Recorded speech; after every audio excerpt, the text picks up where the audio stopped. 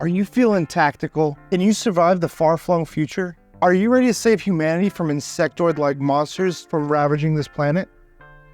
Then you came to the right video. Welcome to the show. My name is Kurosh.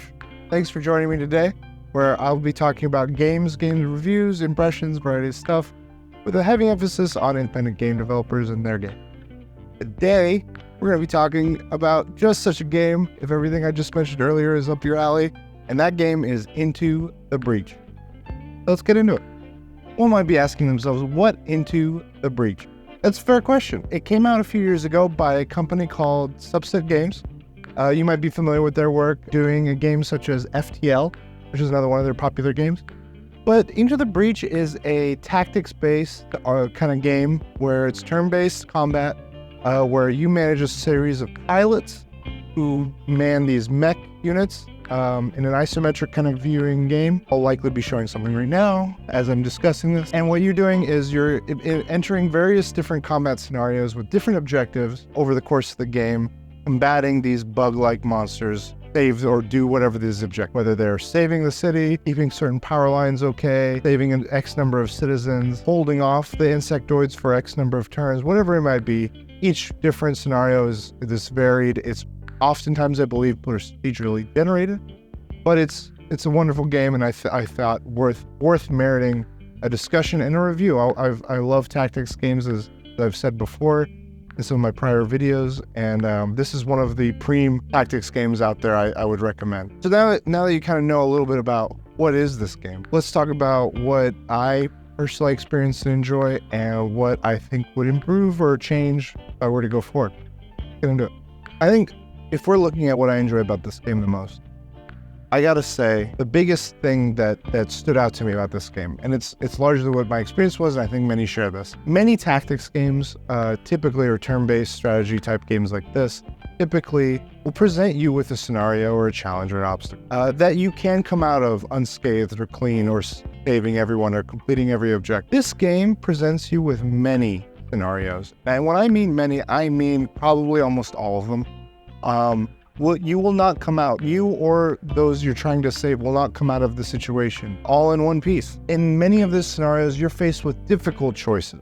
You're faced with choices that force you to choose what sort of collateral you're willing to deal with, what kind of sacrifices you're willing to make. What are you okay with walking away from this and moving on to the next mission? A lot of that makes for interesting scenarios, and it plays through those different scenarios. One thing I failed to mention earlier was that at any given point, failure is not just failure. The game being set in the far-flung future utilizes a mechanic to kind of turn it into a bit of a roguelike type of game, where if you're down to your last pilot in a situation and you're about to lose, you send that pilot into the past and kind of in-game reset things, but it allows you to start over. And the game over then turns into a new run.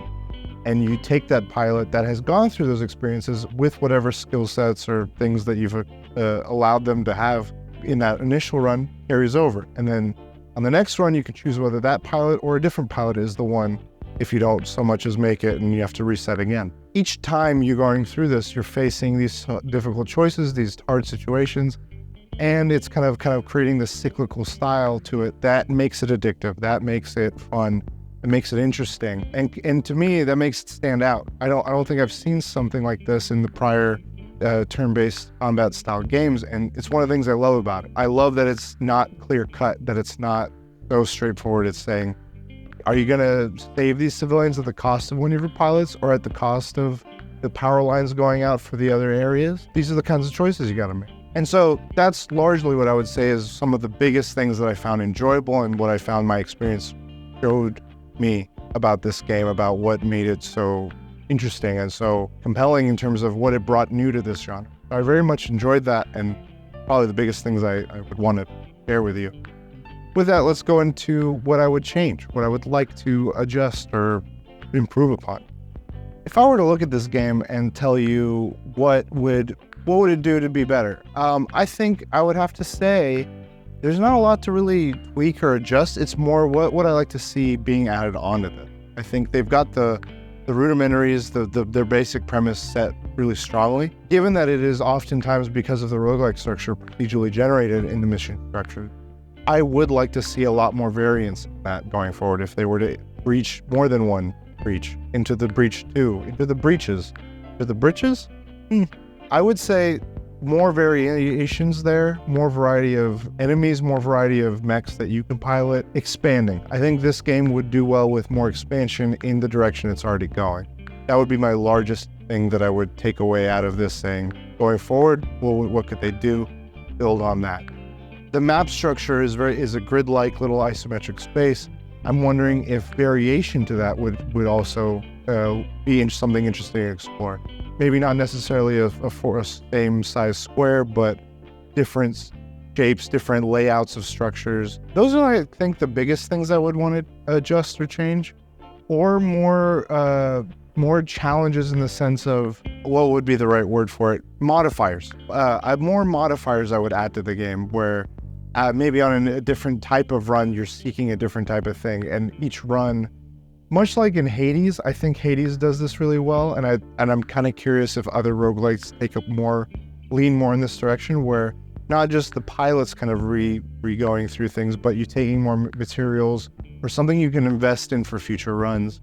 I like that emphasis because it just further pushes in the direction of, no matter what I'm doing, I'm making progress of some sort, whether it be on a specific run or whether it be on what I've gained as from the prior run, that I could then make the next runs either advance more or do a different thing or more capable in different ways. Those are some ideas that came to mind for me. I'd love to hear what your thoughts were, if you have any in this area or this space, of what you'd like to see more from this game or from future games. They've done a fantastic job, like I've said, and so that kind of will lead me into my overall thoughts.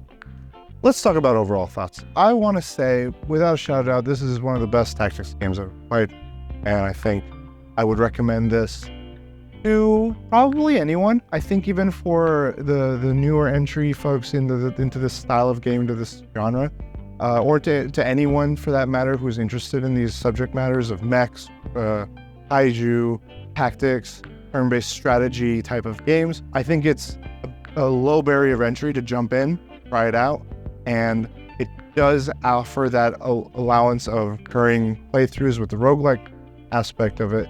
So I think it is difficult, but unlike Warhammer Chaos Gate, which I mentioned, or of how difficult that game was, and I wouldn't recommend it, I think here with the difficulty is offset by the roguelike nature of it. And so it allows you to just keep going at it and keep trying different things. And the moment-to-moment actual gameplay is pretty brief. You can go in, do one mission, and be done in like 10-15 minutes at most. Or you could take your time and really strategize and try to build off of that and do multiple missions and see how well and how far you can go. So I think overall, I'd recommend this to anyone who's interested and finds what I've shown and what I've talked about interesting. I think it's really well priced, well valued. It's been around for some time, so there's a lot that they've built on it, they've updated with it. So I highly recommend this game. I think on my review scale, I would give this a solid A. This is a great game.